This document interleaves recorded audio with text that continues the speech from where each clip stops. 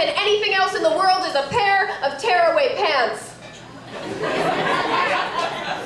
Black is ideal, but I'll take blue. What's really important are the snaps. Those silver medallions turn gym class into a 21-gun salute. Explosions as loud and dangerous as discount dépanneur fireworks echoing off the low ceilings and windowless walls. Bang!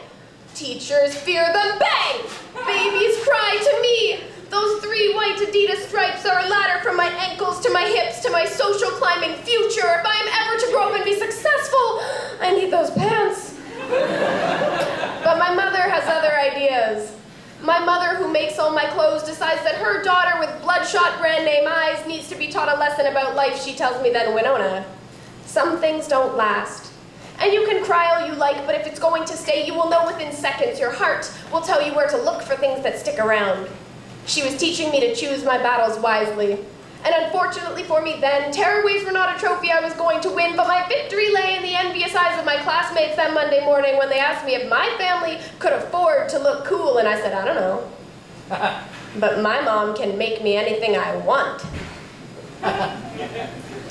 I am 13 years old and about to be humiliated because the boy I am in love with steals my notebook and decides to read it out loud on the bus, and it's not pretty. What's inside? I mean, it's not subtle. His name's Colin. He's a year older, and somewhere between gel pen sonnets and Avril Lavigne lyrics, I fall down the stairs when the bus stops, and by the time I get to my house, I'm hysterical. My heart's been torn out and trampled. Oh, Mama never told me there'd be days like these. He was a skater boy. She said, see you later, boy. I'm swearing I'll never go back. But my mother has other ideas. My mother, who is well-versed in the impolite ways of sharing emotions, decides that her daughter, in the throes of first sweet heartbreak, needs to be taught a lesson about life. She tells me then, Winona, some things don't last. And this place that you're in can only hurt you if you let it. Bad luck comes quick but fades faster than fame. She was teaching me to bounce back. So I asked that boy to the junior dance, and he said, no. But it was okay, because youth is resilience, and he was a dumbass anyway. I am 16 years old and sit on the edge of her bed, praying she'll be lucky like Peter Parker, praying that her genetics are kin to Dr. Manhattan and the Invisible Girl. If it happens so often in comics, there's a chance it could be true, right?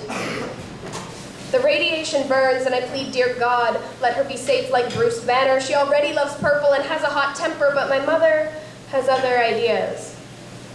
My mother, who has never faltered in faith, decides that her daughter, who can't begin to understand death, needs to be taught a lesson about life. She tells me then, Winona, some things don't last.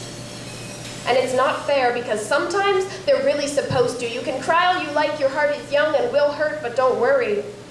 You won't forget what you can't stand to lose. In those last days, she was teaching me to accept grief. And it's not something I've yet been able to master, but her words stick closer to me than those Levi's I need pliers to pull on, and appear more often in my frontal lobe than hunger pangs or sex drive, so I don't worry, when I often seem to end up on my own.